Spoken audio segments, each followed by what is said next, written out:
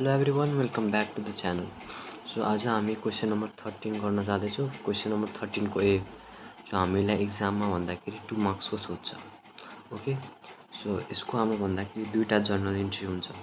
एउटा भनेको हामीले एसेट लिएको र त्यसलाई हामीले कन्भर्ट गरेको।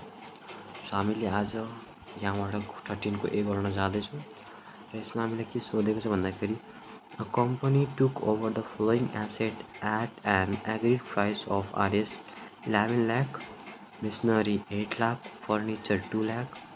अनि भनेको छ the company paid the purchase consideration amount by issuing share of Rs 100 each at premium 10%. Requirement journal entry for the purchase of asset. Okay. So मैले यहाँ फर्मेट पहिला नै बनाइसकेको छु हैन। ओके, सब जाऊ। सो फर्स्टली हामीले के हुन्छ भन्दाखेरि फर्स्टली हाम्रो के हुन्छ एसेटको कुरा हुन्छ। ओके, सो एसेटमा के हुन्छ भन्दाखेरि एसेट हामीलाई के दिएको छ machinery and furniture. Okay, so पहिला लेखौँ मेसिनरी अलमोस्ट 8 लाख डेबिटमा 8 lakh, furniture account machinery account कति छ 2 लाख। ओके, 2 लाख। अब हामीले के भनेको छ एग्रिड प्राइस भनेको के भेन्डर प्राइस हैन, भेन्डरलाई दिने एमाउन्ट। ओके, हाम्रो फर्निचर भयो, मेसिनरी भयो। अब के हुन्छ, अब हाम्रो के हुन्छ भेन्डर। अब भेन्डर कति छ 11 लाख छ, तर माथिमा हाम्रो कति भयो 8 लाख प्लस 2 लाख 10 लाख मात्रै भयो। हामीले माथिमा थप्नुपर्छ। के थप्नुपर्छ गुडविल। माथिमा थप्नु पर्यो भने गुडविल, तल थप्नु भने के लेख्ने हामीले त्यसलाई लेख्नुपर्छ क्यापिटल रिजर्भ। ओके, सो माथिमा के हुन्छ हाम्रो गुडविल अकाउन्ट कति हुन्छ 8 प्लस 2 10 लाख, अनि कति थप्नु पर्यो हामीलाई 1 लाख, द्याट इज 11 लाख भयो हैन। अब तल के हुन्छ टु भेन्डर एकाउन्ट कति दिएको छ हामीलाई क्वेसनमा 11 लाख। अब हेर माथि पनि हाम्रो 11 लाख, यहाँ पनि 11 लाख। हाम्रो machinery 2 lakh, machinery 8 lakh, furniture 2 lakh, कति भयो 10 लाख। यो हामीले किन थपेको भन्दाखेरि इक्वल बनाउनलाई। माथिमा घट्यो भने गुडविल एकाउन्ट, यदि माथिमा धेरै हुन्थ्यो तलमा घट्थ्यो भने हामीले के लेख्थ्यो टु क्यापिटल रिजर्भ, जति तल घटेको हुन्थ्यो त्यति लेख्थ्यो हैन। ओके, सो यो हाम्रो भयो फर्स्ट इन्ट्री भयो। फर्स्ट इन्ट्रीमा के लेख्ने general being asset taken over. Okay, यो भयो हाम्रो। अब सेकेन्ड इन्ट्रीमा जाऊ।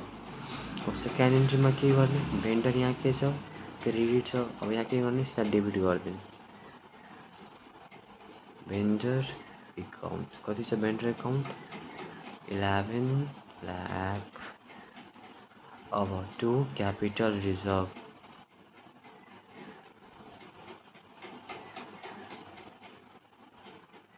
Sorry to share capital reserve होइन, यहाँ हुन्छ टु सेयर क्यापिटल सेयर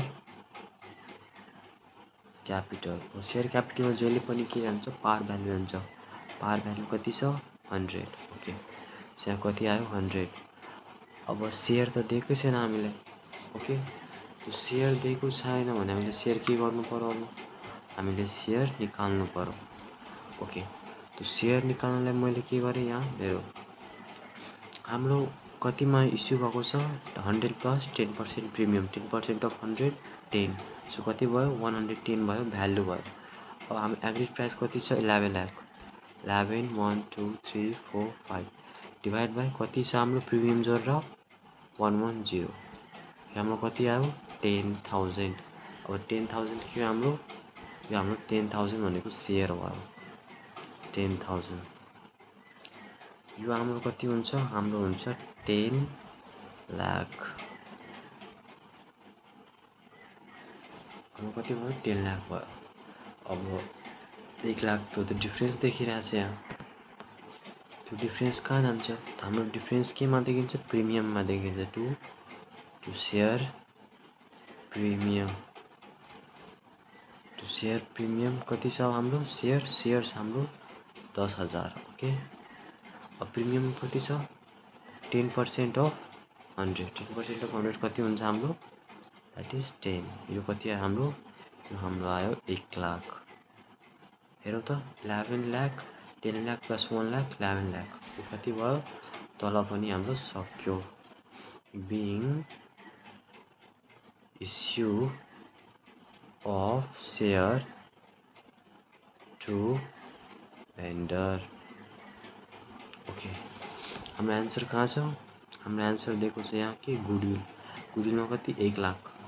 हाम्रो यहाँ दिएको छ गुडविलमा कति? 1 लाख। ओके, सो यति गरेपछि हाम्रो 2 मार्क्स भनेको कन्फर्म हुन्छ हैन। मैले के गरेँ? माथिमा एसेट लेखेँ, माथिमा मेरो के भयो? इक्वल भएन, माथिमा घटिरहेको थियो, त्यसलाई मैले गुडविल लेखेर एड गरेँ। तल घटेको मैले के गर्थेँ? यहाँ टु क्यापिटल रिजर्भ लेखेर एड गर्थेँ। अब माथिको सक्यो, त्यसपछि तल मैले भेन्डरको बनाएँ। अब माथिमा जति छ भेन्डर 11 लाख, त्यति मैले तल गएर भेन्डर के गरेँ? डेबिट गरेँ 11 lakh to share capital. Share capital जसले पार भ्यालु जान्छ 100 इन्टु 10,000 सेयर्स 10 लाख। अनि टु सेयर प्रिमियम, कति छ? यहाँ हाम्रो छ 10 रुपिस अफ हाउ मच? 100। अनि कति सेयर? 10,000 सेयर कति आयो? 1 लाख। 11 लाख। यदि हाम्रो यहाँ डिस्काउन्ट दिन्थ्यो भने हामीले गर्न पारमै गर्थ्यो, तर डिस्काउन्ट कहाँ गइहाल्थ्यो? माथि गइहाल्थ्यो, डेबिटमा। प्रिमियम छ भने क्रेडिटमा आयो, डिस्काउन्ट छ भने डेबिटमा जान्थ्यो। 11 लाख, हाम्रो इनफ भयो, सक्यो।